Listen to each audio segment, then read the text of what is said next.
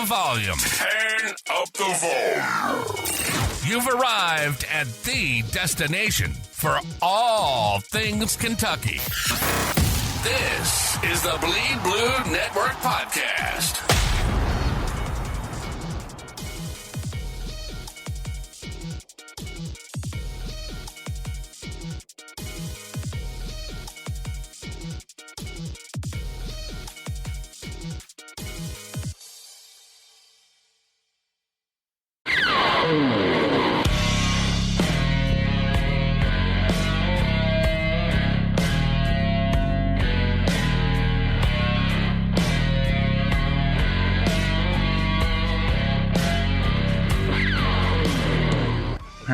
Past Monday night, Michigan became our national champions. Man, I'm gonna bring up the Big Ten later, but I tell you what, guys, Dave, I'll start with you. Well, first of all, that Michigan-UConn game, UConn, to their credit, another Final Four, another championship game. Hurley's doing his thing, but this year was Michigan's year. Dave, what'd you think of the game? Thankfully, kept them away from creeping up on us a little bit more. Hell of a game, it's kudos to Michigan. They kind of dominated the whole season, so just kind of ended it off in the way a lot of people thought it would. So congratulations. Yeah, if there's any question about how popular March Madness is, how popular the men's college basketball game is, the viewership, TB, they average 18.3 million viewers, peaked at over 20. What you think of the game? And I have to say, still not what Caitlin Clark of West Des Moines, Iowa, was able to do when she was with the women's game. So I have to say that because my wife is from West Des Moines, Iowa. So I'm right in the heart of Big Ten country. Now I've heard a lot of trash talking about that. The game itself is like most games, uneventful, right? Like Connecticut made it interesting, but it was kind of early on that you thought Michigan was going to win. That's how most of these games go, right? You look at Super Bowls, you look at World Series. They're not these dramatic, they're kind of mundane games. Like there haven't been a lot of great games, but I tip my hat to Connecticut for making it more competitive than it was. They were 0 of 15, from the 3-point line in the second half. Michigan did what we kind of thought they would do. So tip my hat to them, but living in Big Ten country, being an SEC guy, not great. Well, Big Ten country, when it comes to basketball, football, I'm looking at a graphic, wrestling, women's champion too. I mean, look, man, my wife is an Iowa fan, and she gets to tell me how her men's team made it farther than my men's team, and my men's team was a blue blood. I can imagine the pillow talk game. Her pillow talk game is probably just. Drew, it's crazy when we played in bowl games. When Kentucky and Iowa played in bowl games, I'm sitting here. It's not great to be in Big Ten country for an SEC guy. Drew, what say you? What'd you think of the game? Yeah, I thought the game was kind of sluggish, but you expect that in the national title game. It's always very, a physical. It's hard to shoot in those football stadiums. I thought UConn did a pretty good job, game plan wise, of hanging around. They couldn't put enough game pressure on Michigan to really try to force their way into a win. But I thought Hurley coached a great game. They didn't make enough shots down the stretch, but overall, Michigan deserved to probably win the Natty. They were one of the best teams all year. We got to see the two heavyweights face off in the Final Four with Arizona and Michigan. Michigan dominated that game. So congrats to Michigan. They deserved it. They clutched up and got the win. So tip your cap. Tip your cap. Well, Davo's got one. Paul's got a cap. Tip yours, Cap, or Paul, and tell us what you think. I thought it was. I agree. It was kind of a boring game. You kind of always felt Michigan was the better team, even when UConn was kind of, they were playing okay. But UConn, it looked forced for UConn. It didn't look like Michigan was fluid, and then you saw them kind of hit their stride, and then it was like, oh yeah. And even though UConn kind of kept it close, you always feel like Michigan had that gear just to keep that arm's length, right? And it's those frustrating games where you feel like you're in the game, but you're really not, right? You could clearly clearly tell that Yaxel was not 100%. I think if he's 100%, they probably roll UConn like by 20. Obviously, the rest of that supporting cast was really good. So hats off to them. They were, I think it's one of the years where I think the best team probably of the whole season did win the national title. Like, the best team did win. They really didn't get pushed too much in the tournament either. I mean, they kind of barrel rolled through everything. It did remind you a lot of other elite teams. Apparently my daughter wants to come up here tonight. So I want her take too, but go ahead. Yeah, her take is going to be and yeah. So it was, I was in Orlando. It was a work trip. I was eating wings at Yard House by the Orlando Eye, having some smoked old fashions, and talking with John from State Line. We're just texting and talking on the phone, so it was a good time. It was, at least it was. If you like basketball, I think it was entertaining. If it was a neutral and you don't necessarily like basketball, I think it wasn't, because I do think it was very fundamentally played very sound. I think the game was called fairly well, and I think the physicality and competitiveness was very high, even though the shots weren't falling.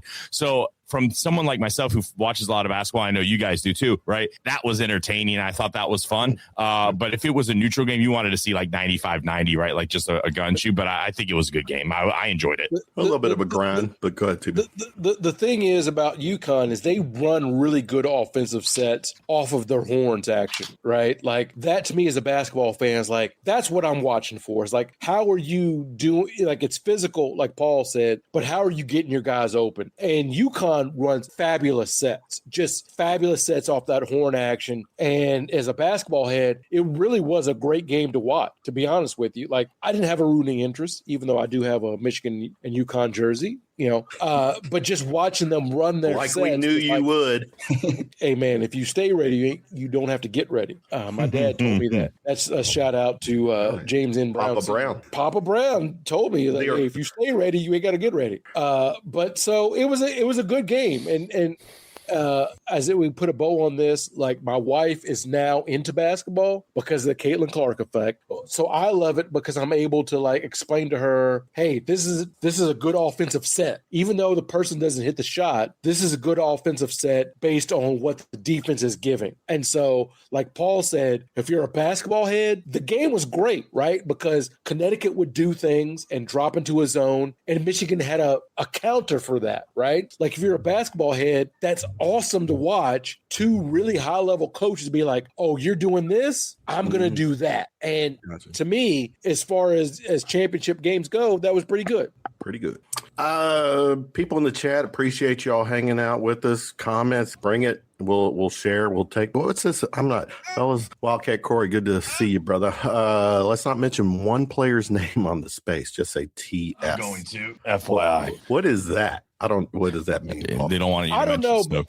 Stokes. I've played basketball with Wildcat Corey. He's a great dude. So I don't know what he's talking about. Are you better than him in basketball? I'm not better than most people in basketball. My thing is, because of my jersey game, I look good. Like people are like, what's your comp? Everybody wants to be Michael Jordan. Look good, feel good, play good. Yeah. Do you know who I want to be? Is Rick Fox on the Lakers from 2000, 2001. Or Vanessa Williams, Rick Fox? Why? Because Rick Fox would be like, here's 10 points, here's 5 assists, 4 rebounds. I'm going home to Miss America. That's all I ever wanted. Like, everybody wanted to be like Mike. Like, no, let me just be that dude. So that's who I am. For your child, Paul. All right. Good stuff. All right. What's the next? Let's see. Let's go to spring football game. That's this coming Saturday, guys. I tell you what, I mean, we're going to kind of pivot from this spring game conversation into the recruiting update. But man, am I right to feel excited? Paul, I'll start with you. Right to feel excited about Kentucky football right now? I mean, right now, I think I think our class went to top 15 for the 27 class. There's still a couple guys in the 26 class that you got to look out for. It's real interesting when you look at all the graphics that all these guys are putting out when they're narrating those schools down, and you see a lot of Kentucky logos on graphics you never saw Kentucky logos on before. They pulled the number 2 quarterback in the nation today. Absolutely massive get. Jake Narwat. He turned down some names, right? Like, Major. Iowa, Florida State, some other big, guys like that. Big time guy, has good pedigrees, multi-sport athlete, good size. He's 6'4", 200 pounds. He's going to put on a lot of weight. I think Kentucky's got like one of the 26 guys that they're sitting there. He's one of the top 5 QBs in that class too. If you look at Oregon, and if you actually went and looked at their roster, they had 6 QBs on their list, and every single guy was a top 10 QB. It was just an absolute plethora of it, and they sell it like, you come in, a guy plays maybe a year or two, and then there's a 3 or 4 way competition, and then 2 guys might leave, 1 guy's the backup, and he's the next guy, right? So you've seen that. But the one thing that Stein does is he puts dudes in the league. I mean, you look like look at Sadiq. That's a big selling point there. Sadiq is going to be a first round draft pick, probably maybe second round, because he's a tight end. You're talking about Willie's going to be probably maybe the go-to or one of the biggest go-to guys on the team this year. I'm really excited where it's going. And I think a lot of people were happy when he says all the best players want to play for Will Stein.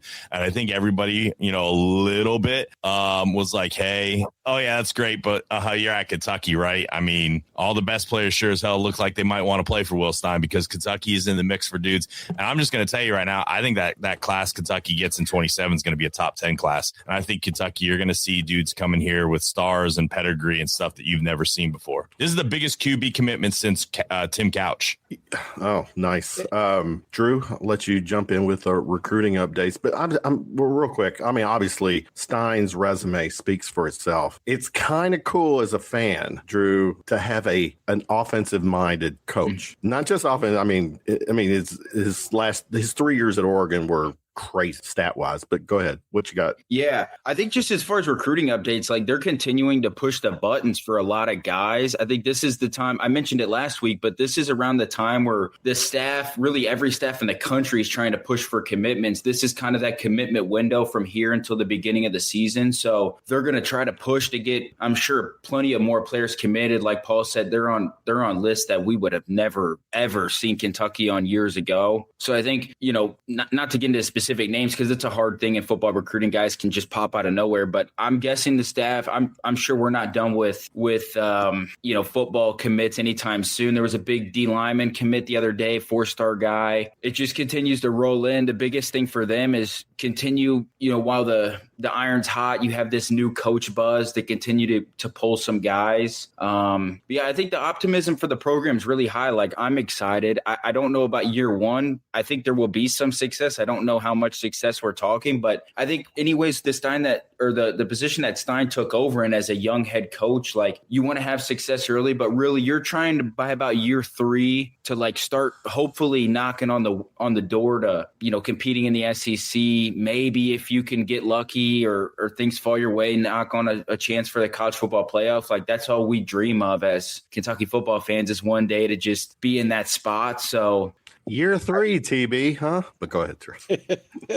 No, TB can go ahead. No, but jump in, TB, with Will. What's your take on so far with what you're seeing? It's great to kind of piggyback off what Paul and Drew have said. Is football, because you need so many guys, right? So part of it is, besides the rankings, like, who are you beating out for guys, right? Who else is on the table when these guys pick their hats, right? There's a progression of that. Like, and so early on with Stoops, it was like we were getting these 3-stars and they could coach them up. Okay, that's great. But now it's like, okay, you're on the same table as these other programs that have had success. That's the next leap, right? My thing with Will Stein is, what's the identity? Like, what is it that you are going to do that's different from everybody else? And I think Will Stein being like, hey, I'm an offensive guy. This is what we're going to do. We're going to put dudes in the league this way. I'm all for it. I'm not into the specifics for recruitment, but I know it's like when a kid's like, it's either Alabama, Georgia, or Kentucky, to me, that's a win. That's moving in the right direction. And I do feel that Will Stein's moving in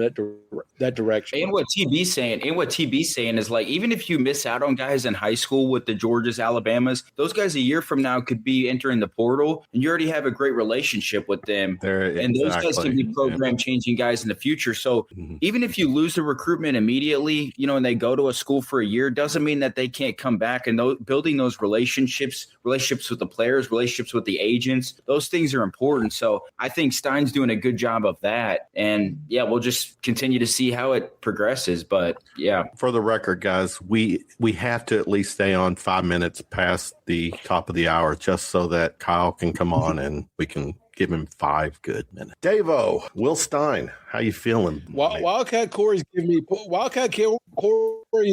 me points only because I cut to the basket. But go ahead, Davo. Wait a minute. He's not. Is he the official point taker or maker or whatever? What's going on here? Scorekeeper. Scorekeeper. Yeah. Davo, tell us how you feeling. Will Stein said it a couple days ago in his press conference. He said he's not going to beg and plead and get down on his knees for these recruits to come to Kentucky. He said they're going to have to want to come here and they're going to have to want to come and battle. And I mean, you're seeing that. And, you know, Drew said, you know, you don't know how they're going to do in year one, which is obviously a mystery to everybody, right? But remember whenever he came in, like he literally came in like the day of national signing, you know, and then he was already super far behind on the 27 class. And just to see him pull in 2, studs, you know, one on the defensive end and then the number 2 quarterback in the nation, that's nothing to sneeze at. Like that is super impressive. And then you talk about what he built from the portal for year one coming up. You know, he addressed the most important needs. He beefed up the offensive line with some really good players. Our defensive line already had quite a bit of retention coming back. and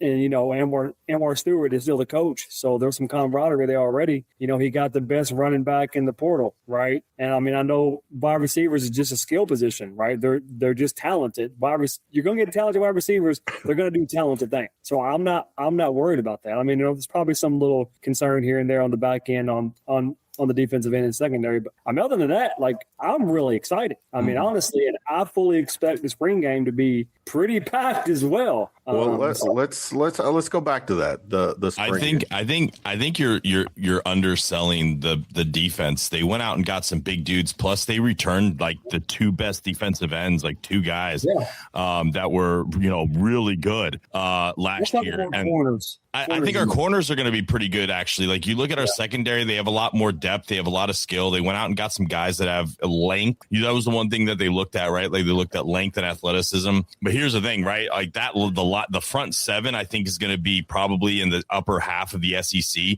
And the thing is, too, and the other thing there, one of the is that the safety position is going to have a shit ton of experience, right? Now, the corners, you know, there may be some growing pains there, but the safety position with the front 7 can really hide that too, because you're going to see what Stein said is they're talking about, they're going to blitz, right? Like their whole thing is helter skelter, put pressure on. So I think that's going to be good, because you know this is better than anybody watching Kentucky or anything in the SEC. What's the one thing that kills you? This all game, right? And I think Kentucky's going to be able to stand up to that.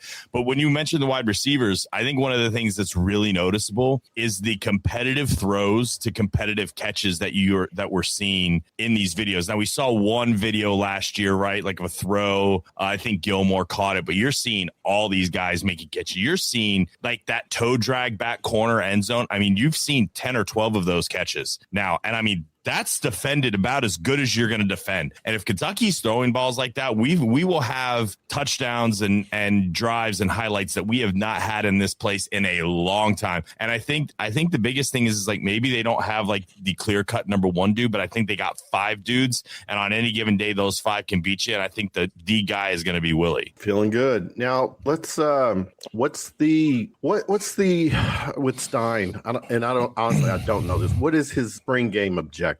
Play football. I think he wants to play football. I mean, legit.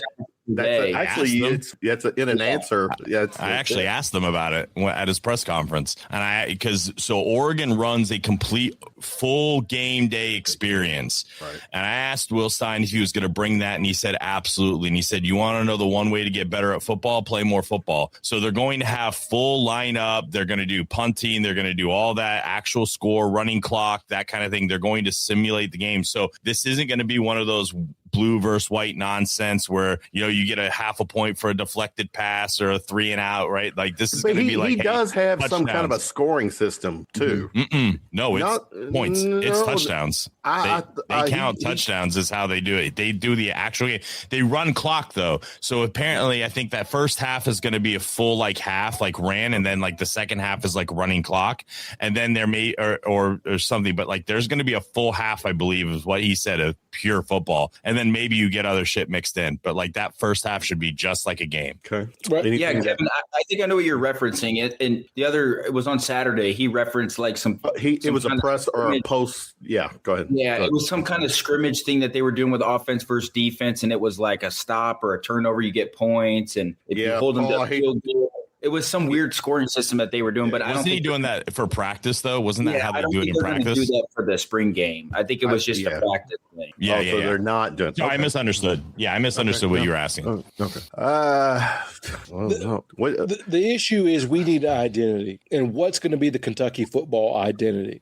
Like what's Will Stein going to do? Right? Like we've been through Stoops. And Stoops is like, we're going to limit possessions. We're going to play some good defense. But what is Will Stein going to do? We don't know because he's a first-year head coach. Like, right. So I think that's the big thing. But I'm sorry. Go ahead, Drew. No, I was just going to jump in and say, like, that's the one thing that you could be the biggest football expert or the knower of it all of Kentucky football. And, like, we really don't know because brand new program. There was a lot of turnover. Or I shouldn't say a lot. There was a good amount of guys that returned. But, like, we don't know a Will Stein head coach football team. So, you know, maybe we get that in year one and we see it. Maybe it's a year two thing. Like, I think the identity that we see now is like, yeah, we want to score points on offense. We want to be aggressive. On defense, we want to force turnovers and create havoc, but we don't really know. We got to see the product on the field. We got to see how he's really like as a head coach and the way that the team goes about business. So it's those game day decisions, right? Like we can talk about coaching them up. We can talk about scheme. But a lot of it boils down to the game day decision. So we'll see what comes of Will Stein. But I'm excited. Like don't get it twisted. I'm excited that there's a breath of fresh air into the football program. Well, one thing we do know about Will Stein, right, is he went out and hired a lot of experienced, smart people. Thank you for bringing that up. The guy literally went out and hired assistants for the assistants. So, I mean, yeah, he will be in charge of putting together a game plan, which we all trust because we've seen what his offense does at Oregon, right? But he also, like I said, he has a lot of people who's going to handle that for him. Go ahead, TB. Except against Iowa. I have to put that out there. Like their lowest point total. And Indiana's lowest point total was against Iowa. So, well, Iowa just a special kind of defense. So, luckily, I'm playing them year in and year out. I have to put that out there because where I am and my wife. So I have to say, like I said, I mean, I'm not worried. How does TB's wife get so much airtime on this show? Eventually, TB got to bring her on to the globe. Exactly. Let her speak for herself, TB. She can come on and tell you about my 3 years with Mark Pope. She knows that because I talk to her all the time before I come on to the show. You know what? Not only does she know about the 3-year thing from TB, the rest of BBN knows about TB's 3-year plan. Absolutely. And it's okay. All right. Let's shift gears. Kentucky men's basketball portal recruiting updates. It's a busy week. It's a crazy week. After the national championship game, guys, obviously the portal went full bore. And Drew, I'll start with you. What you got? Yeah. Well, I think obviously this past weekend, Zoom Diallo was here on a visit. Obviously a top transfer portal guard from Washington. I believe that the visit went pretty well.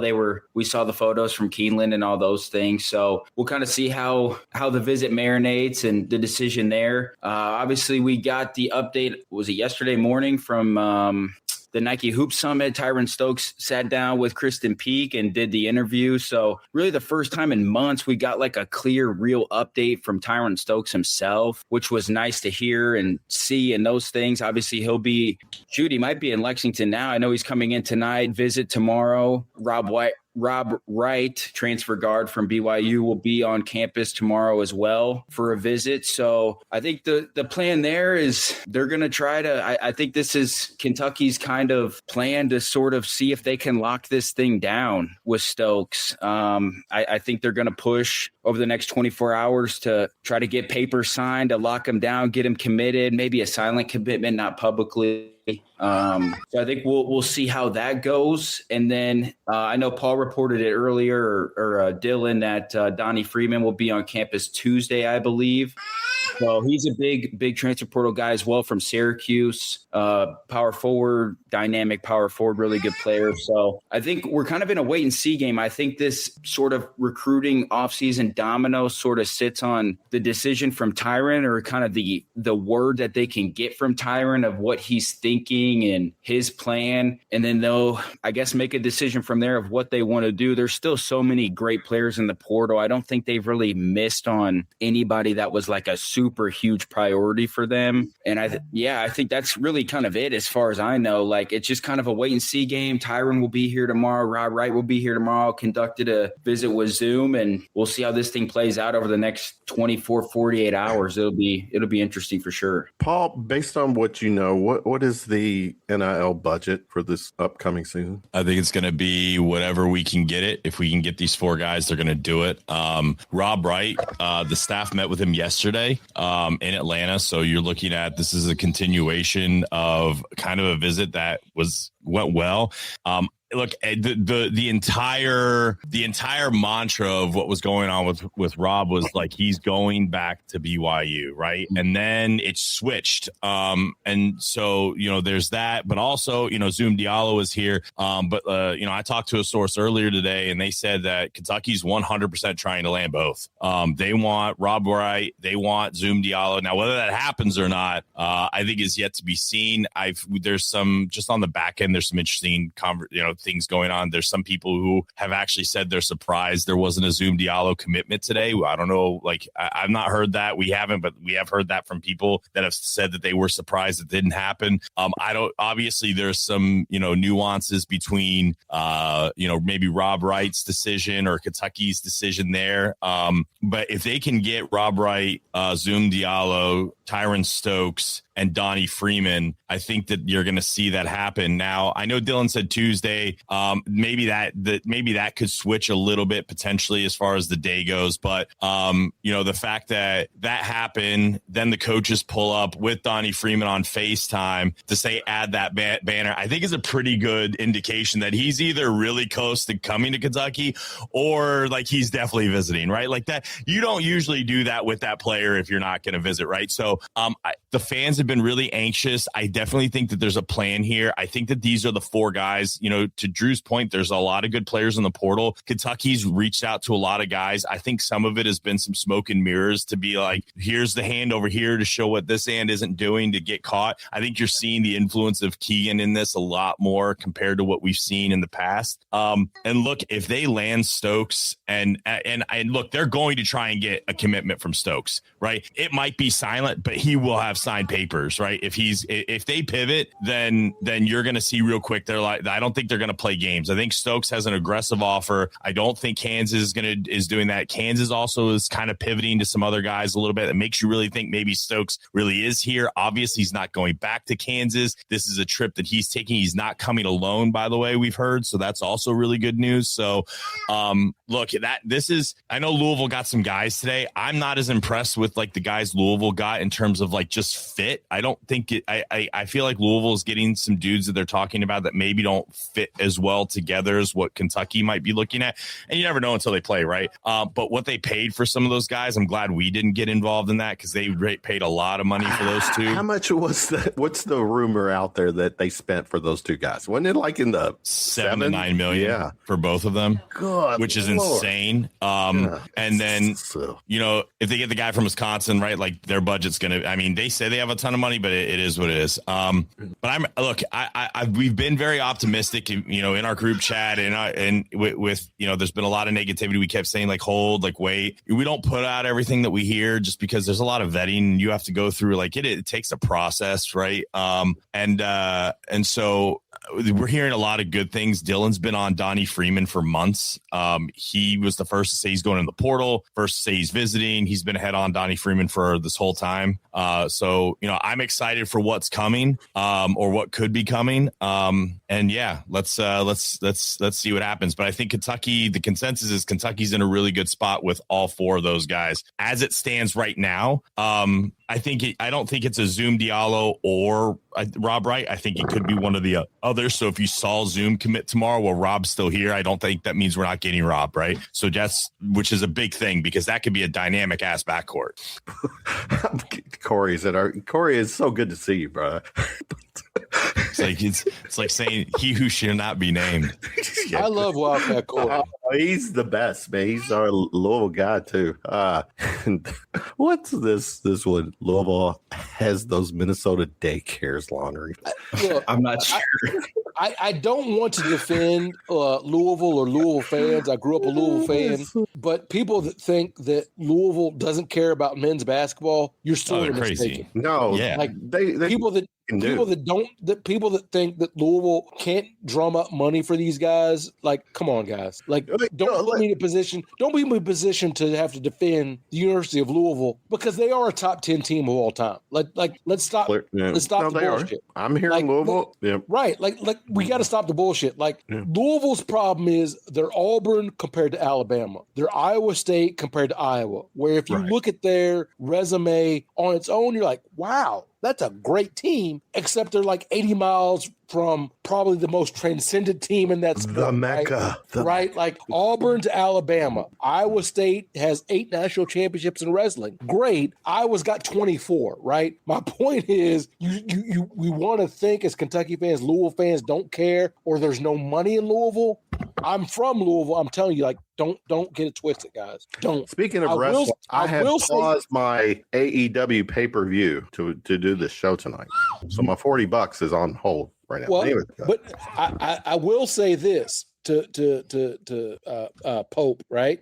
Louisville's made some splashes, as Paul alluded to. What we cannot have happen is Louisville to win the game, whenever November, December. There's still a measuring stick for us in this state, whether our fan base wants to admit it or not. It's because they're both on the same trajectory right now. That's fair too. And the problem is you can't lose to Louisville twice because if you check the history, when Louisville beats Kentucky twice, it's a seismic shift because we never lost 3 times. So if Louisville does their thing and wins this season, that's pressure. Like people think, like I tweet out about the 3-year rule and people are like, that's not right. Let Louisville win 2 games in a row in men's basketball. Let that happen. The last time it happened, we brought in John Calipari and he brought in John Wall. Like y'all can be out here like patience and all this kind of stuff. Let Louisville get close to winning 3 games in that series, and then you will see. Let Louisville make an Elite 8, and we don't.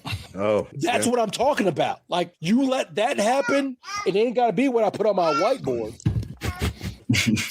Dave, I hadn't heard from you. What are you feeling with the Cats? As far as the way the recruiting class is going? Yep.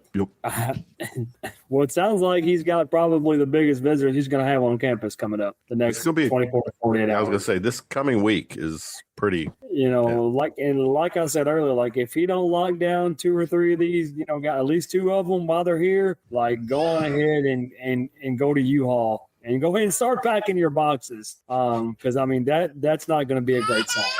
You can't get these big time names like this on campus and not have them walk away without a commitment. I don't give a damn what they got scheduled after Kentucky. Like you have them at what we still believe to be the mecca of college basketball. Sign them. Like don't fuck around with this because there's other schools out there who's throwing really stupid money at these players. So sell them on Kentucky while you pay them what they should be paid at the end. And I'll say this too, like what Dave was saying, like we need to lock them down. I know me and Paul mentioned, there's a lot of really good players still out there in the portal, but this is the exact thing that happened last year. We were in on our early targets and we missed on them. And then we were late to the party for the second tier guys, missed on some of those guys. And then we had to fall to the third tier guys. We thought it was okay. We're like, oh, Coach Pope did a great job in year one. It'll be just fine. And then we saw what happened. So like they need to close these guys down, or we have a chance to be in the same spot that Kentucky was in last year. And I don't want to do that all again. It can work out differently, but I don't like the same formula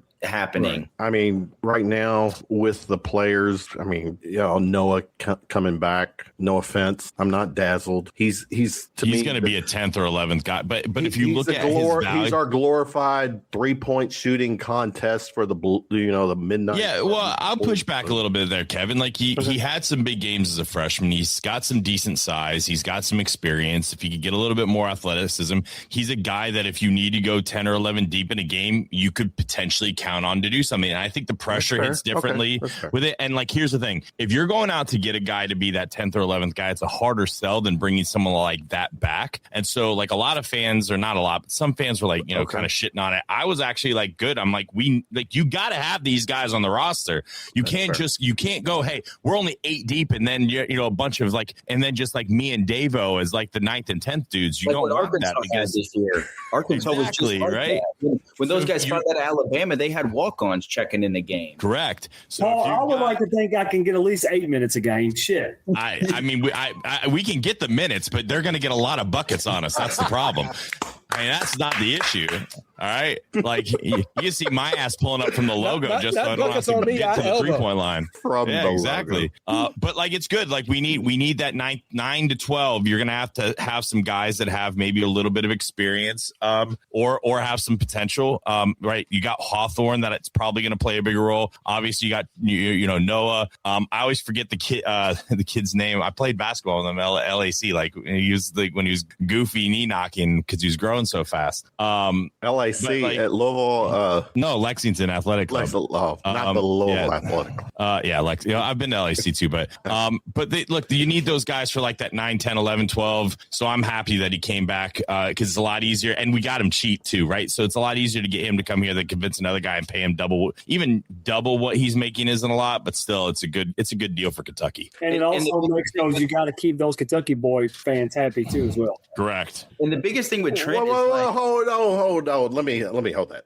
Say that again, Davo. It also keeps those. You got to keep those Kentucky boys around, fans happy. You want a little like thingy that maybe something, maybe nothing. The bed sheet. The bed sheet. This, like House. Tyron Stokes like the Post. Could be something. Could be nothing. I'm monitoring. Or mod.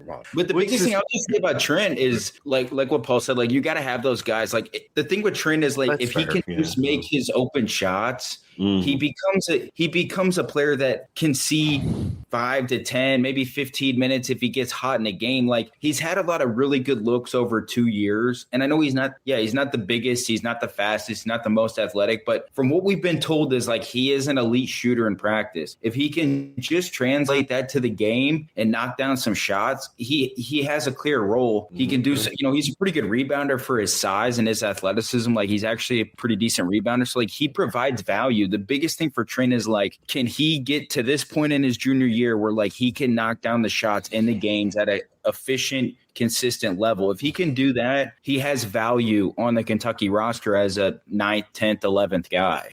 Good takes. That's fair. This will be a telling week for the program, definitely. I have to say this too. Watching the Final Four game or the championship game Monday night, actually last weekend too. I'm watching Connecticut and Michigan play, and I'm like, guys, Kentucky, our current state, our program right now can't even come close to touching those schools, those programs. We are that far off, to me, talent-wise, just performance-wise. I mean, this is year 3 coming up, TB. I mean, how long has Dusty May been at a Michigan team? He's right? 2 years. He had 8 wins, right? Yes. Like, go ahead. I understand that people want to have patience because we like the coach, but we're watching Dusty May in year 2 cut down nets. We're watching Ben McCallum at Iowa in year 1 go to an Elite 8 and beat a Florida team that Kentucky did not lead for 1 minute, right? Todd Golden reminded everyone of that. Well, we sat on this show and talked about, Florida's tough, and Iowa out rebound them, and their tallest player was 6'7", right? Yeah. So and Florida's got the tallest player ever on the team. Right. They got this big front line, but I'm watching Iowa dismantle them because I'm talking to my wife. There you go, my wife. I know. And I'm like, hey, Florida's tough. I don't know if Iowa can do it. And she's like, Iowa controlled that game. I'm like, yeah, you're right. Right. Like, Danko, you getting the scoops over there? What are you doing? Just doom scrolling and hoping. Just scrolling.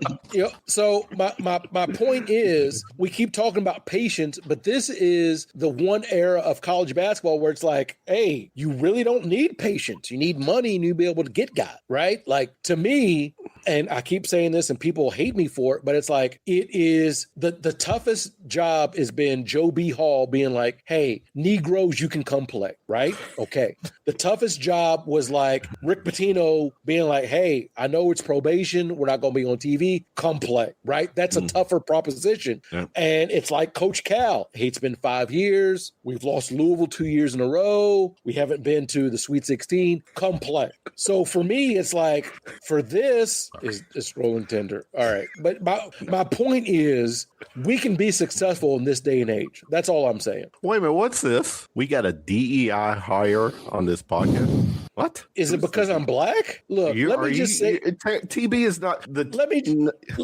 Let me just say this. Well, we got the white folk. We got the black folk, we got the Asian folk, we got all the food groups here tonight. But look, man, if you're going for DEI hire, that's low hanging fruit. Listen to my takes; really? Those are wild enough. You do not need to say I'm a DEI hire, which is crazy. Maybe they're talking about the Asian guy. Okay, I'm good at math. I'm good at numbers. It's you have been offended by everything, sir. What am I offended by? I just said that Joe B. Hall had to be like, "Hey, Negroes can play here." That's a legitimate say. I gave you my Louisville take. I don't know who this person is, but like, I'm not offended by anything. Yeah, I love everybody. I'm married to a white woman. What are you talking about? I love everybody. We do. Come on, we were given Louisville a shout out. I mean, they had a great weekend. They did a DEI. I've never been called a DEI hire. You are our DEI hire. I went through HR. I had to go through HR to clear this hire. Davo and I talked to our HR rep to get you on. There's no issues here. Anyway, and Paul signed off on it because Paul is my dad when it comes to DEI hire. Wait till I tell my mom. She's gonna be like, "Damn, you a DEI hire? That's amazing." All right, hold on. I'm gonna tell my wife, "Hey, baby, I'm a DEI hire. They only like me because I'm a Negro." Baby. I thought I was only going to do 60 minutes because I'm a little under the weather, but I'm going to go until TB tells me to wind it down. It's fine, man. I'm a DI. That's some awesome. Oh, no. Look at this. There it is. That's what it is. Damn excellent intel. Come on, man. I'm a DEI hire? That was pretty look at this. Paul must have insane intel. He hasn't looked up at 25. Yeah, Paul, you are doing a podcast. You know that, right? Sorry. Busy. Yeah, sorry. Man. Very wise voice. All right. I'm changing my Twitter name to DEI hire. Oh, damn. I gotta clip that. I got to clip this whole DEI thing. You know what? I'm gonna digress or hold this thought. You know, I want to say, everyone, we've got over 1,200 people watching us, and Paul, you get a lot of credit for that, and I appreciate you, brother. The Sunday night thing, I want everyone watching, hanging with us to help us out. Sunday night, when it comes to Kentucky sports conversation, is Round of Shot. This show is your wind down for the week. It's the last thing on a Sunday night that you. I hate to interrupt you, Kevin, but my white wife is here. White wife. You know what? You know, not all. You know, if we're gonna do this right, let's focus on you always do that shit, and you put yourself up. Give them my three things about Coach Pope. Come on. Katie, your hair is lighter today. It's What's gray. up with that? Oh, it's great. It's great. It looks amazing, though. No. Oh, really? Yeah, it looks Thank you. good. That's so sweet. You got to embrace the gray. While you're here, be honest, Katie, whose pillow game talk is best, you or TB's, when it comes to sports? Mine, obviously. Clearly. Obviously. I mean, that's not even a question. I don't even know why you're asking. you in Big Ten, what is your take? You're seeing the madness that is BBN, that is Kentucky sport. Yeah, Tell us your take. It. I love it. I mean, honestly, I love a passionate fan base. Big Ten is very passionate as well. I think the SEC and the Big Ten is probably the two premier conferences. I think the SEC is in second place now, but go ahead. Yeah, I don't think so, but anyway, I love it. It's great perspective. But 3 years, that's what I hear in my house a lot.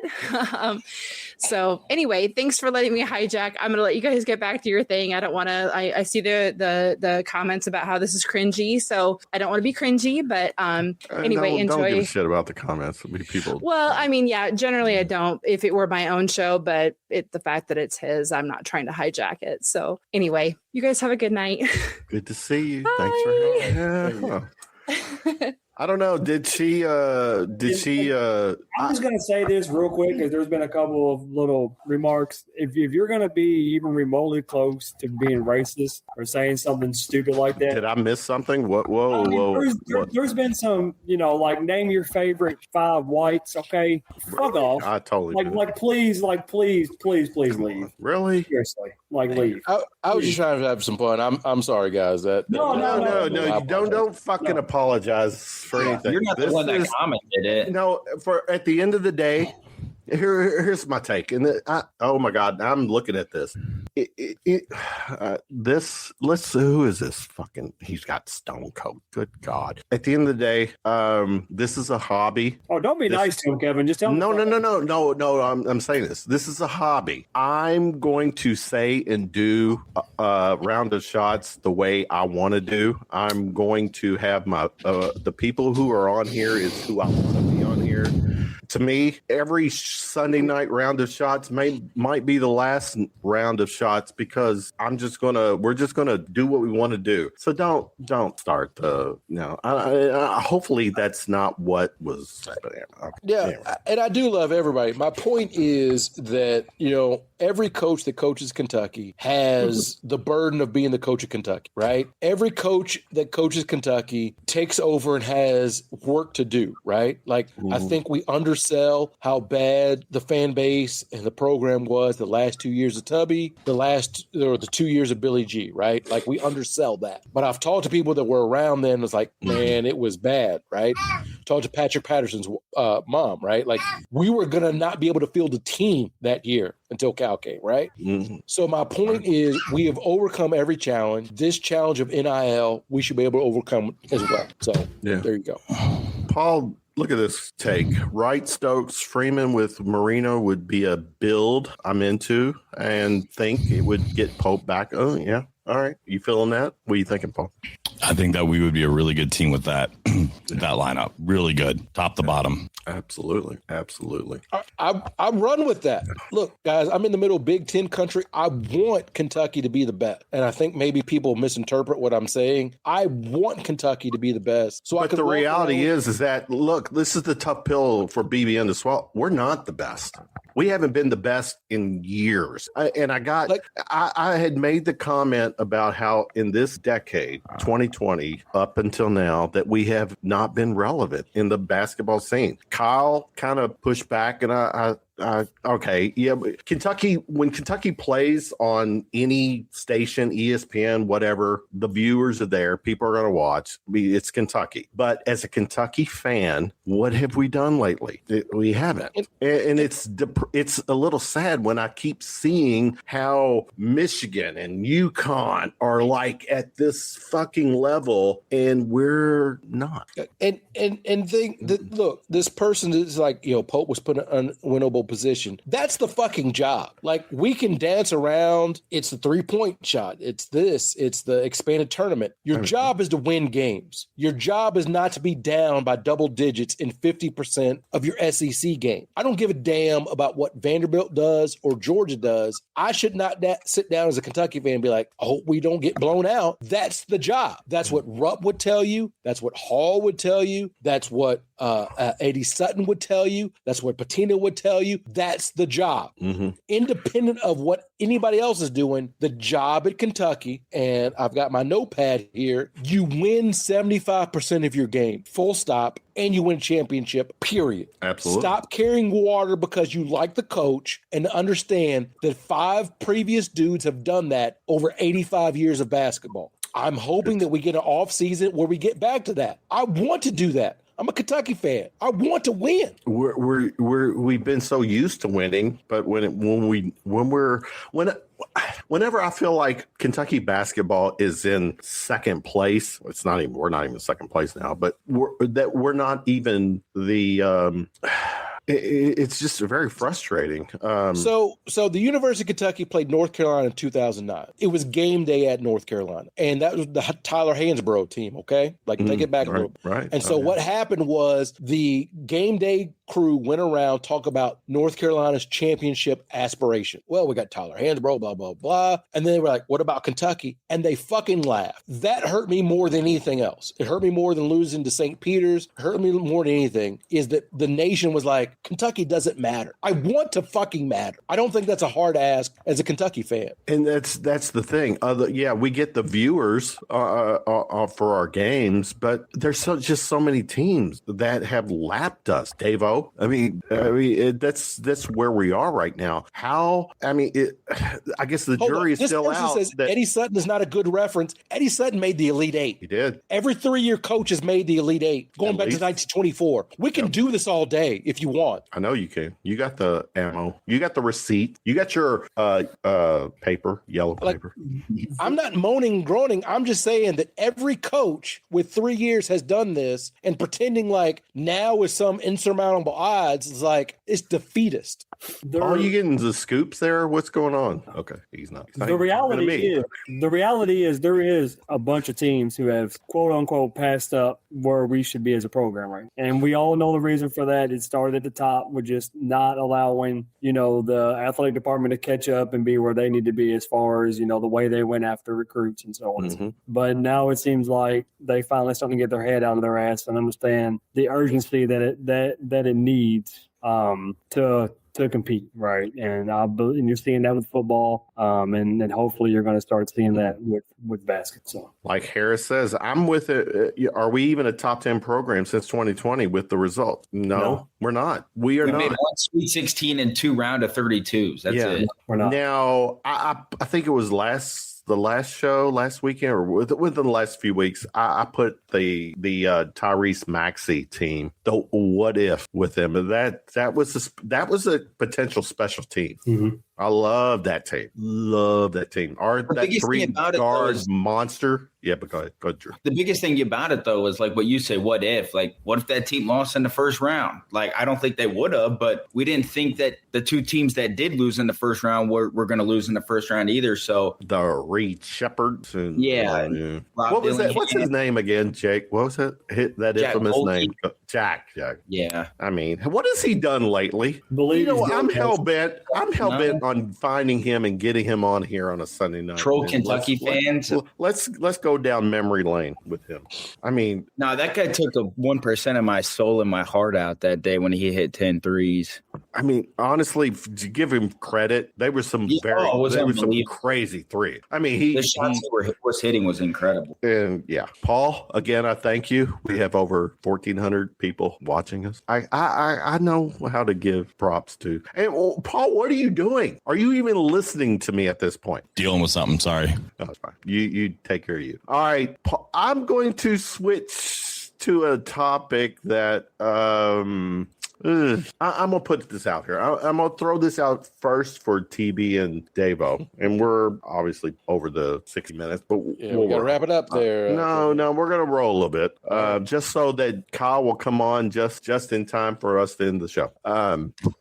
Do insiders impact recruiting? Last week when we did the show, I brought up how our fan base, in granted, it's a small percentage, but unfortunately, BBN is so goddamn big that even a small percentage of our fan base is a lot of noise. It's a lot of fucking noise. How our fan base will go at players, on social media, ragging them, threatening them, and for all you BBN motherfuckers out there that do this, this is me talking, not the guys. This is just me. It's such a bitch move to be on your keyboard and you go at these kids. They are kids, and yes, they're getting paid and all that, and there's a percentage of our fan base that feels like they're entitled to go after the kids. Let me remind you, these players are like kind of world-class athletes. They're fucking close to borderline aliens. Say that shit to their face and they will beat the... I would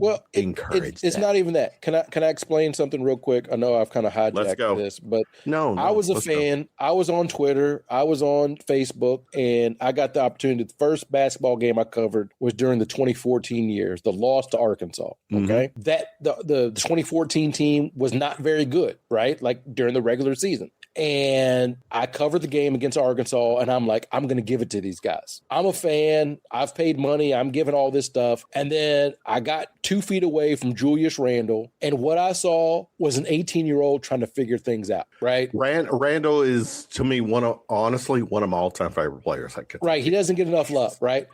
So it's like, these are kids. And we could talk about money, and a lot of that's teenage kids. And it's kids. And I would go to the games early. I would stay late, and I would see these guys interact with their family, the mothers and dads and sisters and brothers. I'm like, they're just fucking kids.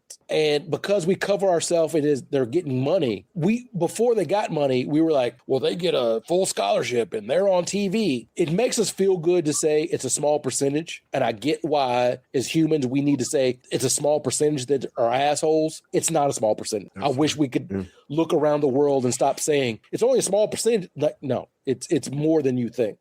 My last thing, and I'll shut up for a little bit, is we as the Big Blue Nation think that we love a kid. We've seen bed sheets on these houses around Lexington, and we think that has an impact, right? We think it's positive. Yep. It is ridiculous to think there's no negative impact to our negative behavior. Yep. We just think if we're like, rah, rah, rah, that's good. But if we're like, boo, we think there's no impact on that, and it absolutely is. So there's me. Well, in all the comments, I appreciate everyone hanging on us. And we're probably going at people, and I'm not trying to call out people. We have the most passionate fan base when it comes to. It makes it feel good to say that. And let me just say this too. Go ahead.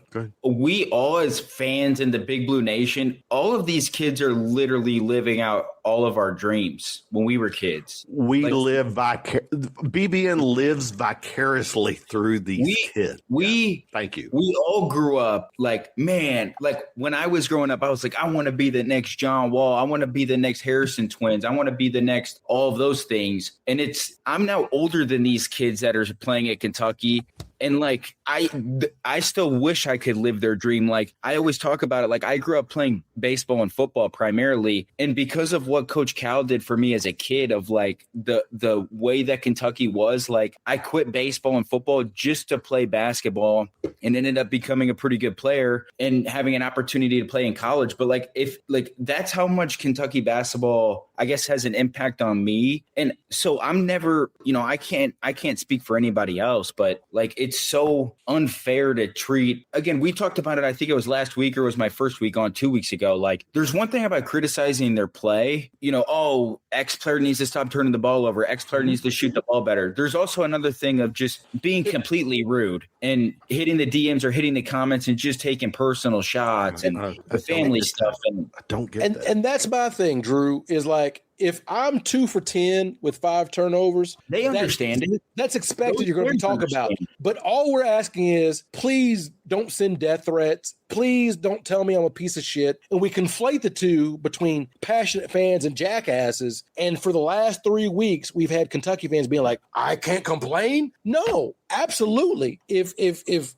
Moreno is not hitting layups, tweet Moreno can't hit layups, but Moreno needs to die. We need to separate that between. That's two different things. Yeah. And so as fans, we wrap up in this. I should be able to criticize. Absolutely. Your team loses, you should criticize. They get blown up by 35 points. You should be able to boo and say, this is not a good product. But you should not be able to say is Mark Pope needs to die. His family needs it. Like, we need to be able to have two different conversations. And we don't because we wrap it up in how passionate the fan base is. And it's like, no, some of you guys are assholes. Yeah. The one fan, I don't know his name. He has a smaller podcast or whatever, but that took that video. Was it March Madness, the round 1 game or SEC tournament, and said like, took that shot at Malachi and then called his mom out too. Like that's insane. Absolutely insane.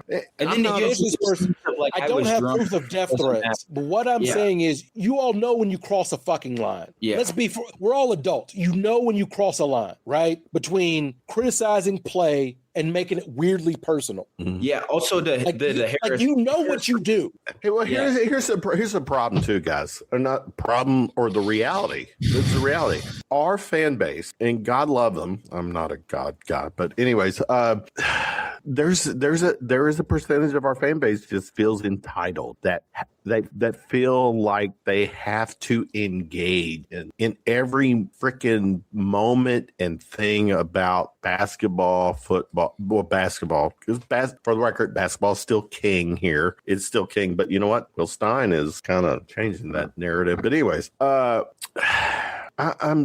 this is again where as a fan base, it's very embarrassing. It's when you just in a lot of it, and this is where I'm not trying to get political here. This is where our mindset is right now as a whole when it comes to our the states, is that people feel like they can just spout off anything that they want without any recourse or repercussions. And I'm just, so again, let me bring this home. On our show, it is conversation. We're talking about this, and there's good and bad. We just have to keep in mind that, it's a game, but at the same time too, Paul, there's a lot of money involved. There's a lot of moving parts that where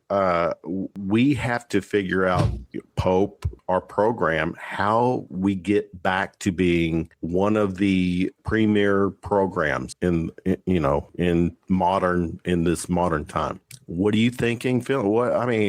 You're seeing all the comments. There's a lot of and you know what? For people in the chat that are positive, negative, I feel you. That's the passion. This is the passion of our fan base, and but at the same time, too, we just have to. I don't want to crap on that, right? Like I don't. Yeah, I think it's because Kentucky fans are different. Like I said, they are different, and it's the fun ones that want to talk shit about someone that you don't know, that has a faceless name and no name out there. The number one thing to realize is sports doesn't matter in the grand scheme of life. Like, we're really excited about this, but it's a game, guys. It's a fucking game. Yeah, and we're over here calling people like every name in the book, and like then trying to destroy people because you like that something happens. Like, if you don't like something, just go somewhere else. Like, go get your news somewhere else, follow someone else. Like, it's not that serious. But like Kentucky in the modern age, man, like the biggest thing that like we have to do is just realize like the game has changed, man. Like, it just has. Like, we have to adapt or die. So I mean, it's just what it is, man. I'm just irritated at this point for a lot of reasons on some stuff, and it's frankly not worth my time. Like, I don't care that much. Randow, you are just arriving. Good to see you, my brother. How are you? Same, man. My bad, dude. Sundays are tough for me. I know. I told you 7. I'm a little bit late. I know you give us a few minutes on a Sunday night, but you do a 4-hour show on a Saturday night. Hey, we had fun. I know we did. I chimed in. Kyle's my guy. So you're jumping in, and we're going a little over for you. But the talking point right now is actually, it was supposed to be the insiders impacting recruiting, but it's not just insiders, because you got all these insiders who do their crystal balls and, that so-and-so is 90% going to Kentucky, blah, blah, blah. But we're also talking about our fan base who go at players and, that whole vibe where there's a percentage of our fan base that feel like they have to be involved in every fucking process, everything about Kentucky basketball, football, which are the two. Randow, what's been your take when you see this shit on social media, how the fans are, or how BBN interacts with players, with what did Jasper, his dad? Was it his dad who uncle? His uncle. Uncle. I'm sorry. Go ahead. We talked about that a little bit last night. I mean, I think there's a line that gets crossed sometimes, and I guess you can go back in time and look at the stuff, some of the things that got brought up about Jasper and BG, and then JQ and how their family come. I don't know. Like, some people think it's embarrassing. It's a bad look for the player. I guess, not being in those shoes, I would understand how it's tough to kind of fight back at some of the fans. If it is family, so it's, you would prefer them not do it. I would say the player probably prefers them not do it anyways. They're trying to kind of keep this stuff away, even though they do see it. We saw in some of the Paramount Plus clips that clearly the players are seeing the stuff, right? So they have to be able to, and I think it's the coaching staff, it's the players in the locker room, have to do their jobs and try to silence that noise. All I will say is there's definitely a line that's been crossed for some players, but criticism is fine. Like, you are, yes, these are young men, 17 to 24, whatever. They can accept some criticism. with beards and family. Yeah, and I mean, and some of them aren't, but it's like Jasper. He's coming in there and he's young, and some of this stuff, and it's the new age that's going to happen. Like, everybody's on social media. You get in the locker room, the first thing you do is search your name. It's not the right thing to do, but it's tough to not do when you grew up in that environment. And we all on this space currently, and we have our own spaces where that's what we do, is we get on there and we give feedback and we talk about games, and sometimes that does come with criticism. But there are some hashtags that go out at some of these players and some just outlandish things that aren't appropriate. So I would like to limit that back. I think the insider thing has kind of been that y'all have talked about it, and it's gone around X and different message boards and whatnot. You just got to be careful about what you put out there. I thought it was interesting. I commented on Polachek's long post where he was like, hey, I'm putting out information that I'm being told. He didn't say who's telling him that they don't want it out, but he's putting out information that people don't want out just because there's this like insatiable, like you can't get enough information. And I'm curious, like, who's the one asking for that information to go out? Because the fan base just receives info and then we do something with it. We might ask for updates and whatnot, but like, we're not dictating so much, or we shouldn't be dictating what these big media platforms are doing, right? Appreciate that, man. Thanks. Yeah, absolutely. So, I would say that there's some accountability needs to be done with the higher level folks that are actually like running these big media companies, On3, Rivals, and what's getting put out there. All that being said, you just go look at Twitter right now. Currently, I don't know if you guys have seen it. You guys doing a show. Go look at the positive stuff on BBN, right? The sheets hanging up on frat houses, and Tyron Stokes is actually loving that on Instagram, and all these players are doing. Mo Williams is out there on a FaceTime apparently with, I think it was Donnie Freeman, from what was put out there on X. So you see like the positive of this fan base, and really that outweighs the negative. It's just the negative is so much noise that it carries a little bit. But yeah, that's my take on it. I mean, we have the largest fan base in college basketball. We have the best fan base in college basketball. Our 10% is just of those like not so great people on X and social media. But it's just so much bigger. Large.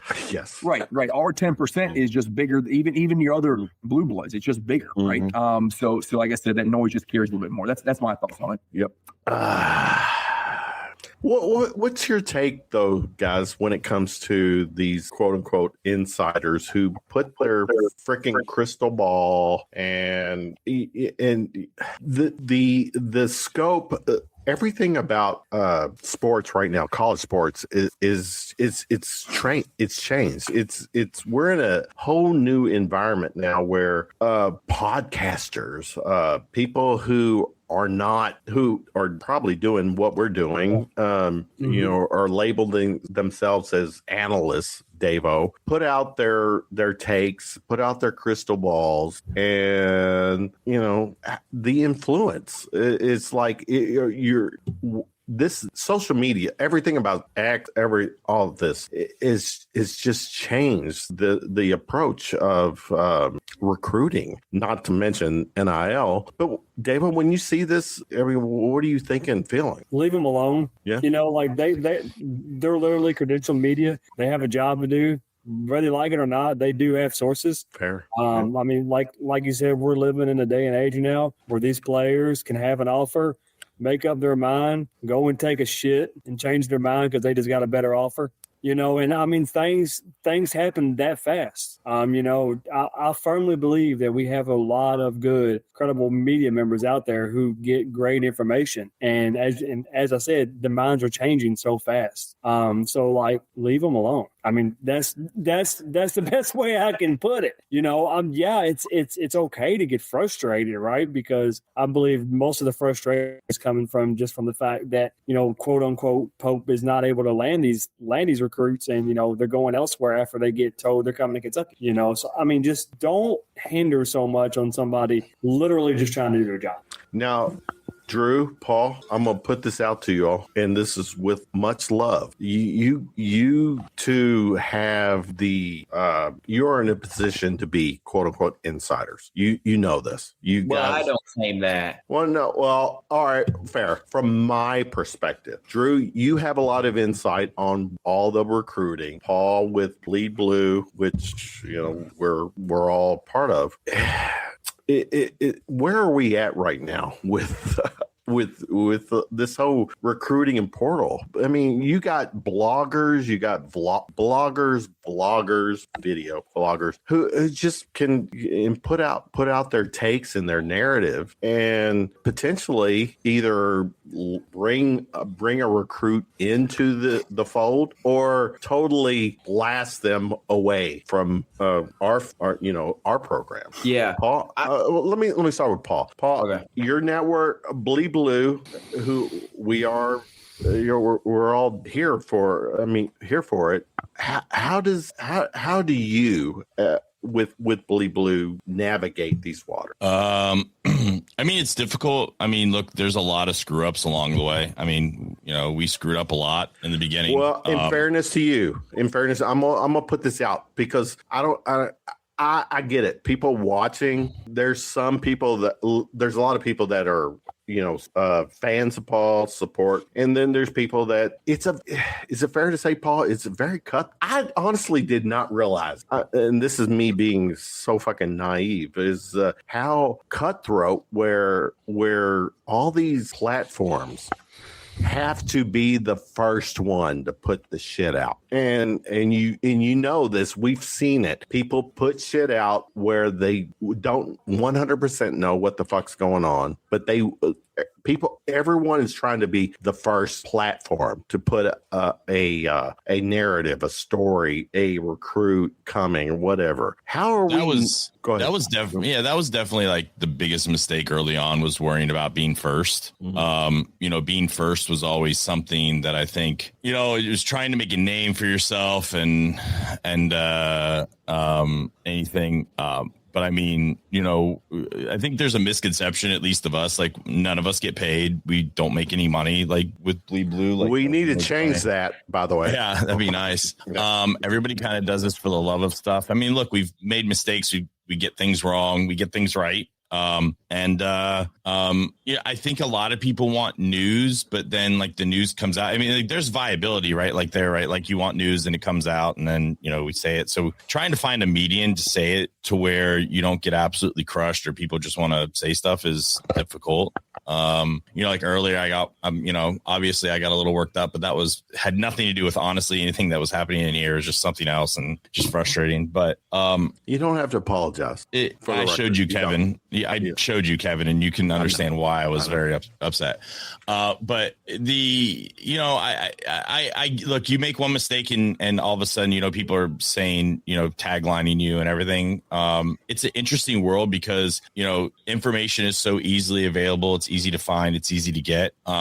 So it's hard to kind of differentiate that. And I think the one thing for us, at least now, what we try not to do is be first. I mean, if we are, it's great, but it's like, are we right? Can we verify this multiple times? I think we've gotten better at that. But it's hard, man. Like you'll get an agent that'll tell you something and then you'll run with it. And then they were saying it. So you put it out. So it changed on it's real hard to discern. So, man, like I definitely don't love it. Look, I'm not an insider. I do know some things. I do know some people, but I wouldn't, I don't know the people that like Apollocheck knows or, Jack knows or Dylan knows, like, that's why he's part of it. So, I rely on a lot of those guys now, to like kind of tell me stuff too. So, it's a difficult world and but it's fun too. Like you get a lot of highs with it. You get a lot of lows. But at the end of the day, I think it's just kind of addicting. It's why we all do it. It is. And that's why we're here tonight,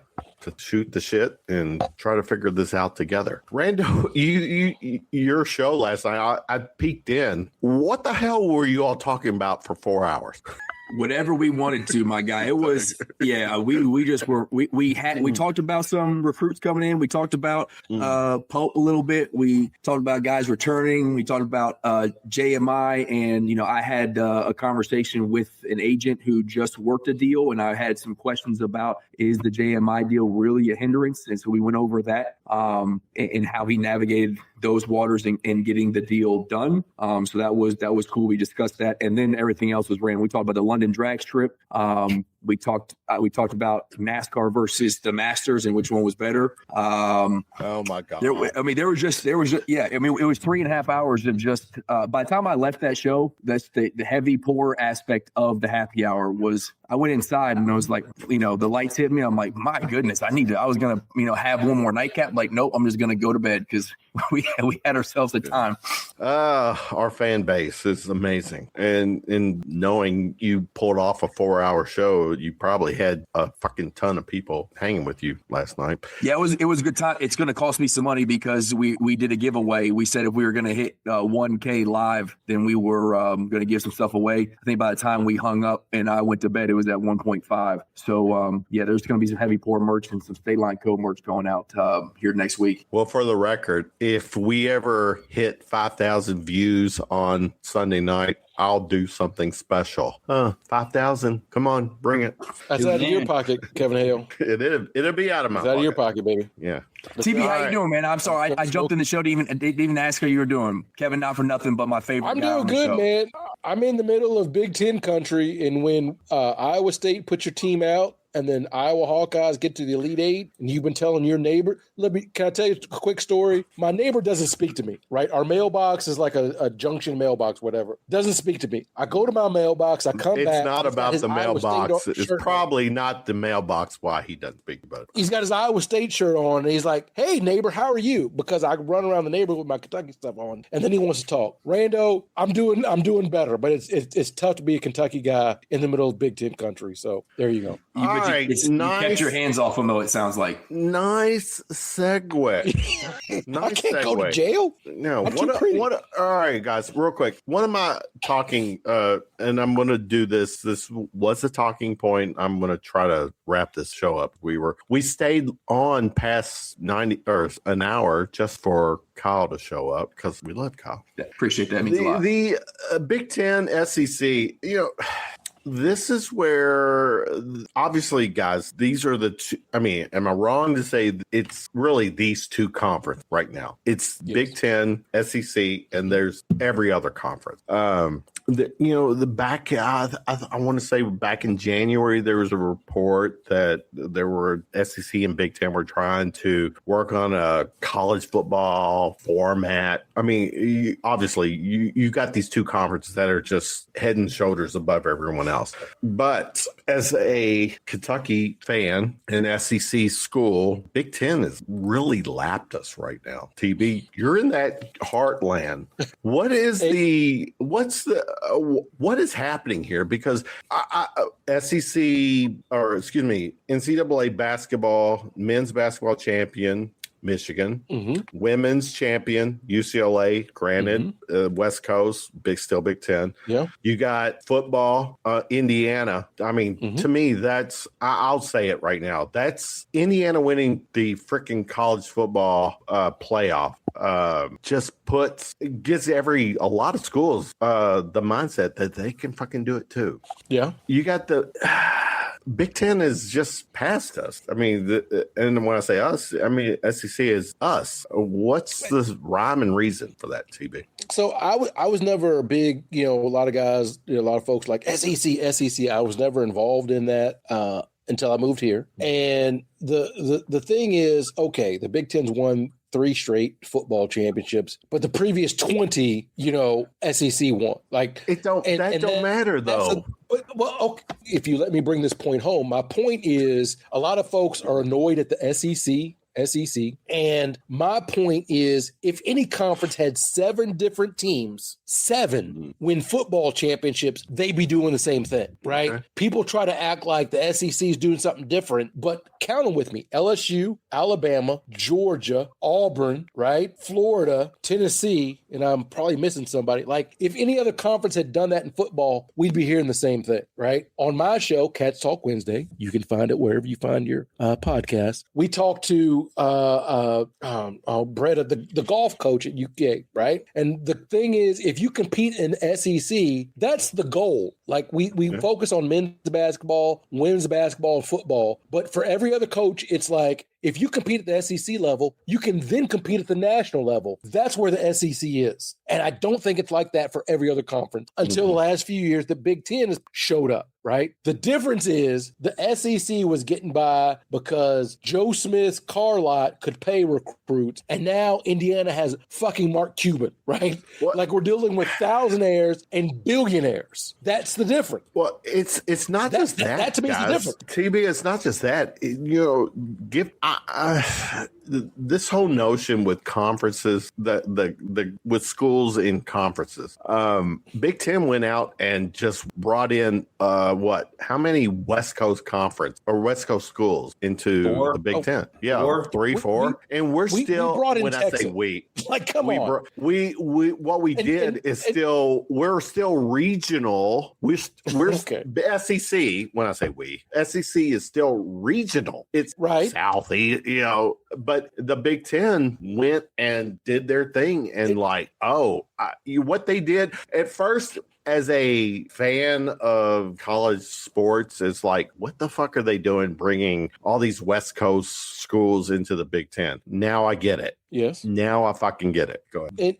And that's the thing is, you and a lot of other people are going to talk about NIL and how it doesn't feel the same as it used to when people were playing play for a good old PU. And I got to look at conferences that Stanford is in the ACC and Washington is in the same conference as Rutgers, and tell me that that's got no impact on anything. Not to go down that too, but that's fair. It is what it is. Yep. Wrap it up, Kevin Hale. We are wrapping it up. Real quick, to TB's point, the Big Ten has the most Fortune 500 CEO alumni compared to any other conference. So, like, to his point, the money is there. Like, they are dumping a bunch of money into these programs for coaches and players, and it's making a difference. SEC was king because we were recruiting down where they play football a lot. Florida, Texas, Virginia, Georgia, Bama. Well, guess what? That money's bringing those kids from the South to the North. I got to give a shout out to our audience. That's the point I'm trying to make. real quick, guys. We are over right now, 10:43 p.m. Eastern. We are at over 2,000 viewers right now. Paul, thank you. You get a lot of credit for that. And TB, your DEI situation adds to the viewership. Drew, your hair and goatee are awesome. Kyle, your Drew looks, is Justin Timberlake. your He's the model looks. Yeah, nah, Drew's the good looking one now. He's taking over. Well, yeah, man. No, I've got a couple family members who are Kyle fans, and you know that. Yeah. Shout out. And then we got Paul's Barry White voice that he said he sung. I need to get you to sing a song, Paul. Come on, man. I was in concert choir in college, and there's no way I'm doing that. No shot. And you know what? I'm gonna put this out there real quick. With Bleed Blue Network, we are going to. I'm a Paul guy. I'm going to be hosting a podcast for Bleed Blue Network. It's called Bleed Blue Prime Time, and that will be happening soon. So stay tuned for that. So yeah. Well, what the fuck do I bring to the table? I know. What do you? Come on. You're the DJ. You scratch the Don't start, Kyle. Don't start. I already got my piece out. You're the Joey. You're the Joey Fatone of this group. That was Backstreet. Or no, not Backstreet. That was NSYNC, right? Who was that? Joey Fatone. That was NSYNC, baby. NSYNC. I don't know. They all run together. I don't know all the. Come on, can we do it? Bye, bye, bye. Come on, do it, Terry. I know, Drew. You don't know those boy bands from the 90s. You weren't even born in the 90s, were you? 2002. Fuck off. All right. We Wrap are it up, wrapping Kevin it Hale. up. We're wrapping it up. Paul, your head has been down. You got news? What's going on? No news. Just a lot of back and forth on stuff. Sorry. All right. No, we're good. He's the Adam Schefter of the podcast. Yes. Adam. I didn't say dad. 99% less of the brain. All right, guys. We are wrapping. Almost 2 hours. All right. It is time for final shots. Drew, you're the young one. You are our token kiddo on the show. Okay, we saved that one. I thought that was going to go somewhere not great. No, TB is our token one for different reasons. Oh, damn. Who the fuck put the D? Oh, no. I don't know. Drew, give us your final shot. Final shot? My final shot is just good luck to Mark Pope and staff tomorrow. Let's have a great visit with Tyron Stokes and Rob Wright. Go. Let's hopefully lock them up. Let's start making progress, and let's get this basketball program back to being Kentucky basketball. Spoken like an ambassador. Kyle, you're next. You come on. Final shot. Yeah, I mean, what you asked me, the first question when I jumped on here, I think we focus on the positive sides of the fan base. And I'll start off with saying I have also had issues with some of the things that are put out by fans or, big media and the back and forth. I thought it definitely hinders Kentucky recruiting. We know other schools negatively recruit against us and they use some of these things. And we know that kids are on social media. It's going to affect us. But that being said, if you truly just take some time, fix your algorithm, right? Go and intentionally search for the positive sides of BBN. You will see that it is overwhelmingly the majority of our fan base. And it's the folks that we want, the players, we want the coaching staff, we should be looking to engage with because we truly are the most relevant thing in college basketball. We had this conversation last time. We aren't the most successful in the last decade, but when it comes to relevancy, we are still it. Everybody is looking to see what Kentucky is doing. When we don't do well, they dunk on us. And when we are doing well, they're scared of us. So the positive side of the fan base, let's rally here. Let's go. Let's go and do the thing to help Pope get Stokes. I don't know if he really plays for Stokes. I think he's going to make his mind up based on what he's going to make his mind up. There's other things there, but it could play for guys like Rob. It could play guys for like Donnie Freeman. It could play for some of these bigs. I know we had a call with Magoon and there's other ones that we're chasing out there. Rally around Pope like we did 2 years ago. Tomorrow, I think, is the anniversary of his press conference. Let's do that over the next week. Let's do that out of next week and be the positive side of BBN, and then we can stop all this stupid Pope whiff and all this other nonsense and really start looking forward to next season, because we know it's a make or break one for him, right? We know it's a make or break season for Pope. So let's start off on the right foot. Positive. Let's make college basketball fear us again. Fear us. There's, from a host perspective, I'm sitting here, guys, looking. We have over 21 fucking hundred people watching right now. As a host, I don't want to end this show because we got 100 people. BBN, you guys, insane. So much love. Appreciate everyone hanging with us on a Sunday night. I think round of shots. This is my final shot, whatever.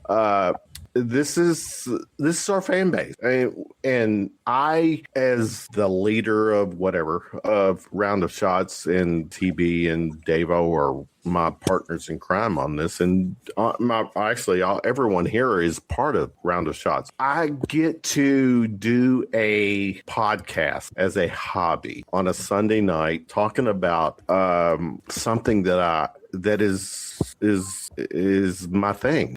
Kentucky sports is. I'm an old guy. I'm literally in a few weeks, I'm going to hit the final number before my birthday, before I hit the magic 60. I'm 59 coming up. I love Kentucky sports. I love everything. Blue is my thing. And I get to do a Sunday night show, winding down, talking about Kentucky sports with these cats. No pun intended. Well, actually, pun intended, cats. And then TB, you bring the wifey on. It was amazing. So again, this is our fan base is the most passionate, and I get to do this as a hobby, and it's fun.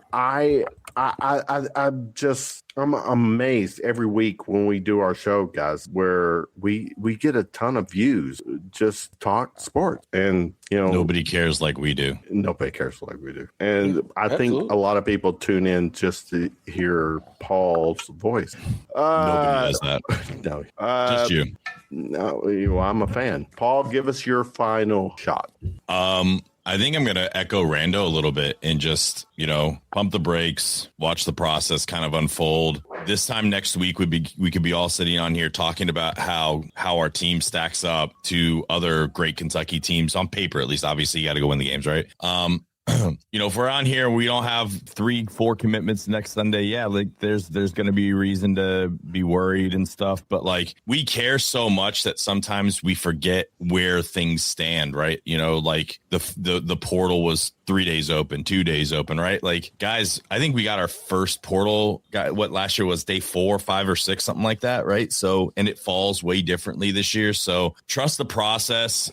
Things feel different this time around. They do feel different. Now you got to go and land the guys, right? But look, man, like Pope knows what this season's going to entails. If we go through another season like this, he knows he loses his dream job, right? Like, and we can criticize and everything, but we don't have to go like, there's been some personal stuff. Like at the end of the day, it's sports, like, but like, that he cares. And that's the number one thing I think nobody can doubt Pope is that he does care. And look, by this time next week, I think we're going to probably be talking about some cool stuff. I don't think you would see maybe like Mo Williams and I think it was Mikal getting out and doing that, right? Like that's telling. So enjoy the process, trust it, and look, believe it, because like Randow said, like they sure don't want, they don't want to fear us again, because they know that we are a hell of a machine when Kentucky is on the prowl again. And they don't want this 2-year little end, a couple year little streak to end. We land some of these dudes, it might happen. Well, I can't ignore a comment. What the fuck does this mean? You guys don't have enough money to compete with the University of Illinois. Is that why we have okay, fair? That was their they. The money's not the issue, by the way. It's go ahead. Playing on the basketball court's been the issue. It's not the money. Yeah. And then the comment before that, I responded to them. They said Kentucky can't compete with Illinois. I said Kentucky literally just beat them in the tournament last year. I mean, congrats, they made the Final Four, but like. Like, damn. Can I say something about Illinois? I know, TB, another Here it Big comes. Ten. Go ahead. No, Also I'm good on one them. thing. That's the fun box. I love that kid's game. I'm gonna say one thing about the state of Illinois. They call themselves the land of Lincoln, and he was born in Kentucky. So if your state's whole get down is based off a Kentuckian, I'm not here to hear you, because there's nobody that was born in Illinois that they recognize, like the boy born in Hodgenville, Kentucky. You don't even need a final shot, TB. Just end on that one. If Illinois is so great, why do they hitch their wagon to a boy born in Kentucky? Oh, good. Honest Abe. Honest Abe. I'm just I wondering. just try. TB, I'm dropping the mic for you here. So that's my thing. So somebody asked, what is a good year for Mark Pope? He's got to get to the Elite Eight, because every 3-year coach does it. Yep. But not Keep to going get, with your final shot, TB. my final shot is I want to give a shout out to the Northern Athletics Collegiate Conference lacrosse defensive player of the week. That is Sarah Brown, my daughter. That is 2 players of the week for this lacrosse season. They are 14-5 and looking for another conference championship. So I'm supporting her. So there you go. What is this? I'll see you on your podcast. All right, I think you say because Illini doesn't have a podcast because look, they are the cicadas of college sports. We only have to care about Illinois because they pop up every 16 years. They make a lot of noise and then they go away and we forget about them because they made the Final Four in 1989 with Kendall Gill, 05 with Luther Head and those guys, and this year. That's 3 Final Fours. No one has ever sent a text message to say Illinois has won a national championship. Yeah. Hey, Davo, that's more than Tennessee, though. It is. 10:58 on a real 99 quick. teams have made the Final Four, but Tennessee has not. 99 teams, but Tennessee ain't one. Davo, my brother. Yeah, shout out. Listen, real quick. Hold on. It's 10:58 on a Sunday night, and literally we have almost 2,300 people watching us right now. Yeah. So shout out to all the haters in the chat. You guys are the absolute example of why Kentucky is and always will be relevant in the college basketball world. So suck on that. Shout out to the lovers as well. We love y'all for supporting us. Yeah, for sure. Yeah. So support them as well. Yeah, piggyback off everybody else said, just stop being a dickhead fan and enjoy your team, and support your team.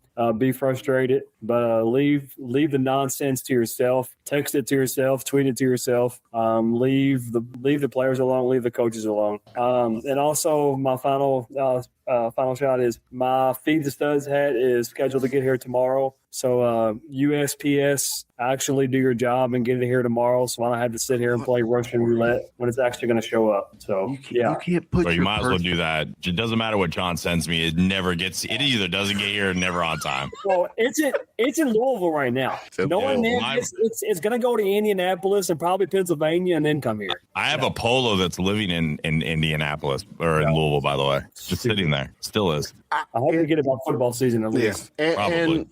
And for me being the round of shots guy, and everyone here is part of it's part of round of shots. I can't thank enough to thank the people watching. I mean, seriously, guys, we are like teetering at 11 p.m. Eastern time. We're almost 2,300 people are tuning in. This is our fan base is crazy, and it's okay. And now it's time to go to bed. It's time to go to bed. For TB, for Davo, for Drew, Paul, Randow, it's good to see you. Thank you for your service and all that good stuff. Yeah. Yacht. What's your story, real quick, Randow? You coming back on the East Coast, right coast soon? July. I'll be in Quantico, Virginia. All right. So you will see me in Lexington a lot more. Beautiful place. Next football season is going to be. It's like an 8-hour drive. I'll be there. I need one of those shirts. Paul, we need some bleed blue shirt too, right? Have tons of them. We can get a ton of them. Okay. Bluegrass-elite.com. Heavy pour 15. Get 15% off. I give it to you for free, Kevin. Well, I mean, I'm not a part of Bleed Blue, so he got to pay for it. I'm just messing with you. I'll give you another Bleed Blue shirt, Rando. I'll give you another free shipping. Free You shipping. want to swap? I'll swap with you. You do a shirt swap. I'm getting ready to Shirt swap. print up some Round of Shots shirts too. We'll share it for everybody. All right. TB, Davo, Drew O, Paulo, Rando O. And we may have, we should have a special guest on. Oh, you know what? Thank you. We'll tease it. We'll tease it. Tease it. Give us a little spoiler alert, Davo. We may or may not, but we should have a football commit on next week. Yeah, a football. Not just a football commit, a big time commit. So emphasis I on wonder who big. that is. yeah, Emphasis come on on, come big. back next Sunday night. Hey, look, Sunday night, guys. Round of Shots is the BBN podcast of the night. Not Matt Jones, not any of the other. It's us. Play along. Hang with us. Love y'all. Wishing everyone a good night. Good night. Peace out. Love you guys. Peace. Go Big Blue. Thanks for joining us on another episode of the Bleed Blue Network podcast. We hope you enjoyed diving deep into the world of Kentucky sports with us. Don't forget to stay connected by following us on Twitter at BleedBNation. Your feedback means the world to us. So take a moment to leave a review. Not only does it help us improve, but it also helps others discover the show. Until next time, keep cheering, keep listening, and keep bleeding blue.